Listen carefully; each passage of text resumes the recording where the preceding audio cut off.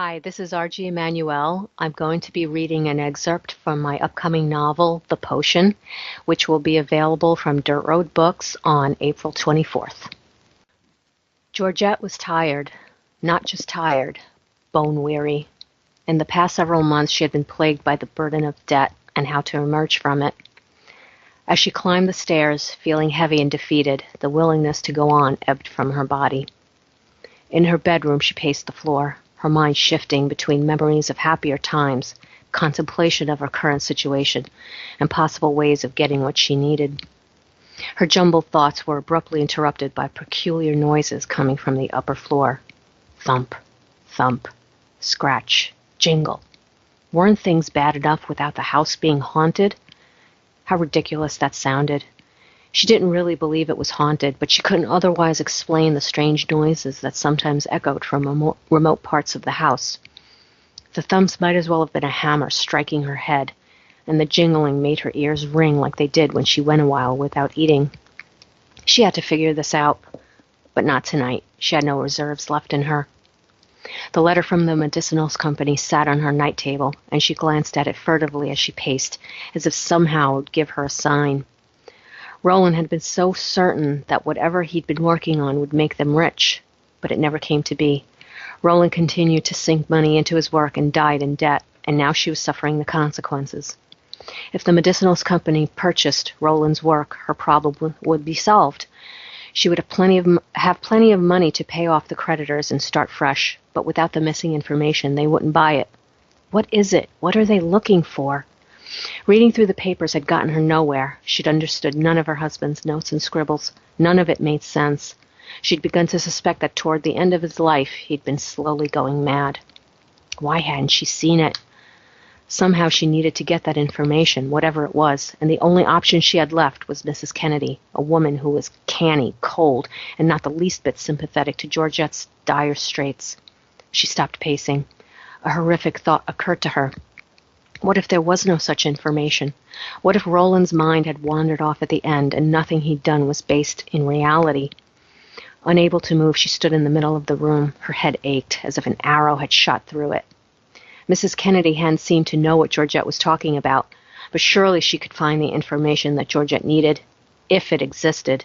It must exist. She was sure of it, as sure as she was that Mrs. Kennedy was performing scientific work herself. The familiar scent of chemicals had emanated from her hair and clothing, and she had scars and burns on her hands, the kind she'd seen on Roland's hands many times from the Bunsen burner. God only knew what else. She frowned. Mrs. Kennedy was probably working on that very formula. She had picked up where their husbands left off, and now she would sell it herself to the medicinals company. Georgette might have to confront her about this. Part of that research was Roland's, and any money that resulted from it should be shared between them. Some of it was rightfully hers. Not that she would mind seeing her again. Even through her agitation, she'd noticed how beautiful Mrs. Kennedy... A scratching came from above, directly overhead, startling her. This time it was accompanied by another sound, a whine that became a soft, low whimper. Maybe it was the wind. Weather like this, cold, wet, raw, oppressive to the soul, played games with the old house and with people's minds. When she had been a little girl, she'd once sworn she'd heard a woman singing during a raging windstorm. She'd gone outside to locate the source, and it turned out to be the wind blowing around the corner of their Newport home. It could be the wind now. Lord knew that Mother Nature had seen fit to give them plenty of it lately. The hallway outside her bedroom was dark. She was familiar with Harris' house, as familiar as a person could be in a house that had been half-shuttered for years. Yet, despite its familiarity, it insisted on being eerie. The decay, the smell of rotting wood, moss-covered brick, and brown stains everywhere all made for a bleak environment. She moved to the bedroom door to close it and shut out the darkness, but something caught her eye. A small globe of light swept across the upper landing. Curious, Georgette stepped out into the hall and looked up the winding stairs. Mrs. Tremini moved quickly across the third-floor landing, her sturdy frame stooping slightly. The lantern in her hand was turned down low, shedding just enough light to track her way. If Georgette didn't know better, she would have thought that Mrs. Tremini had come from the locked-up suite in the abandoned wing. But it couldn't be. That door had been locked by Roland years ago, and he'd lost the key. At least that's what he'd told her. "There's nothing in there, dearest," he'd said. "All that remains in that suite is broken furniture and cobwebs." It was the one area of the house he'd never allowed Georgette access. Even if he had, she probably wouldn't have entered anyway, for fear that a beam would come crashing down, or her foot go through a floorboard. Mrs. Tremaine, clearly unaware she'd been observed, moved across the landing and bustled her way to her own room at the opposite end of the hall, where the servants' quarters were housed. Georgette waited a few moments, but the housekeeper did not reappear. She shrank into the shadows until she was certain she was once again alone. The scratching noises stopped, and silence came over the house. Slowly she mounted the stairs, trying her best to avoid the creaky boards. It grew colder with each step, making the third floor all the more uninviting. A scraping sound resounded from above. It had started up again, and Georgette stopped to listen. The weight of her foot made the wooden step creak. She froze, and the scraping stopped. For several moments, Georgette stood motionless, waiting for the noise to resume. The wind blew through the house, slipping through gaps around the windows and door, and whistling through cracks in the walls. Georgette's breath, as visible as a misty fog, departed her mouth in quick bursts, and she tried her best to stay still. Her heart thumped faster, beating in her ears, accented by a flash of lightning. Outside, the thunder began rumbling again, and she decided that this would be a good time to continue, as it would mask any noise she made. When she reached the landing, a particularly loud boom of thunder cracked the night outside. A second later, white light flared all around her, and she shut her eyes against the assault. 3 flashes in a row, then the thunder came and it went dark again. She continued on, step by quiet step, and there it was, jingle, jingle.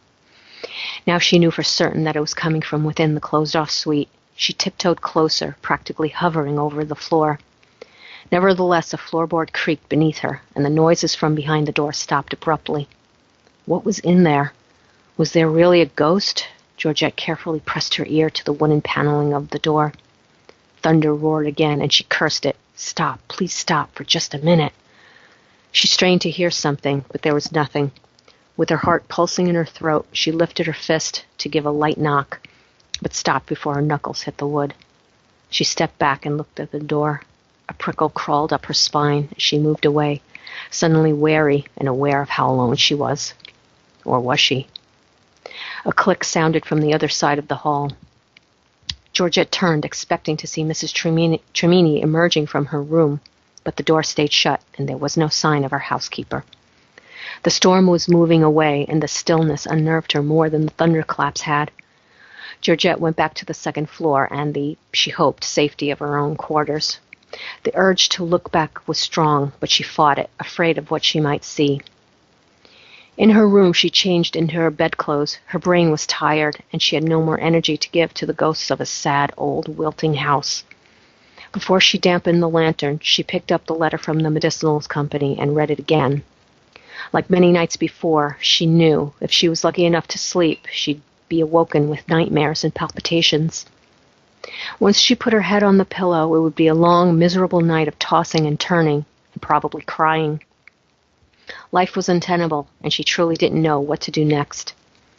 Her thoughts strayed to Vera Kennedy and her fierce, brilliant eyes and entrancing red lips, thoughts that finally took Georgette into slumber with a little smile. Hi, this is R.G. Emanuelle, and you have just heard an excerpt from my upcoming novel, The Potion, coming soon from Dirt Road Books.